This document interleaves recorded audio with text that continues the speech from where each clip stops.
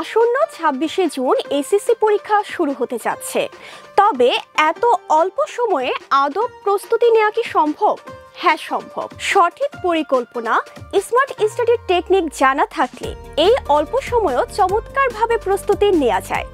চলো বন্ধুরা, তাহলে জেনে নেই এই স্মার্ট স্টাডির টেকনিকগুলো। প্রথমে একটি প্ল্যান তৈরি করো।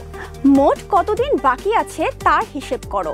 কোন কোন অধ্যায়গুলো এখনো পড়া হয়নি তার একটি লিস্ট বানিয়ে ফেলো এবং হাই প্রায়োরিটি ও লো প্রায়োরিটি দুই ক্যাটাগরিতে পড়াগুলোকে ভাগ করে নাও। এরপর বুঝে পড়ো, মুখস্থ করো না। এত অল্প সময়ে কখনোই পড়া মুখস্থ করতে যাবে না, বরং বুঝে বুঝে পড়ো, এতে তোমার পড়া দ্রুত শেষ হবে। এরপর একটি অধ্যায় পড়ার জন্য তিনটি কৌশল অবলম্বন করো। যেমন, একটি অধ্যায় থেকে গুরুত্বপূর্ণ টপিকগুলো খুঁজে বের করো। এরপর সেই অধ্যায়ের এমসিকিউগুলো খুঁজে ঠিকমতো পড়ো।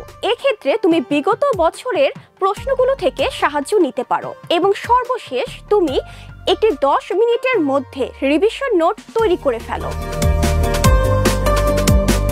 এরপর আসে এমসিকিউ, যা একটি গুরুত্বপূর্ণ অংশ।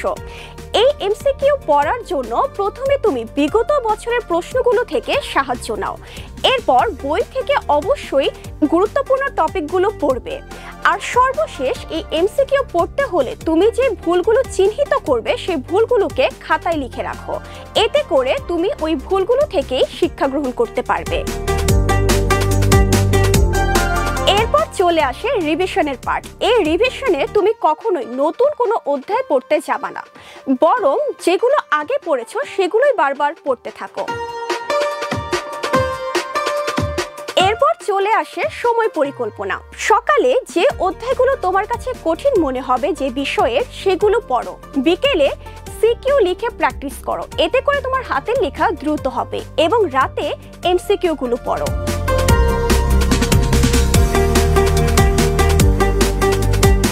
পড়াশোনার বাইরেও কিছু দিক থাকে, যেমন পর্যাপ্ত পরিমাণে ঘুমোতে হবে। রাতে অন্তত 6 থেকে 7 ঘন্টা ঘুমোতে হবে, নয়তো তোমার মাথা কাজ করবে না।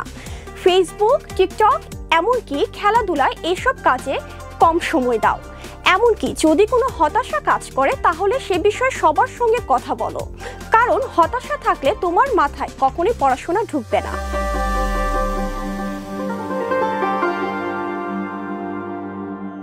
বন্ধুরা, যারা এখনো পড়াশোনা শুরু করনি বা দ্বিধায় আছো যে কিভাবে এত পড়াশোনা স্বল্প সময়ের মধ্যে শেষ করবে, তারা আজকেই শুরু করো।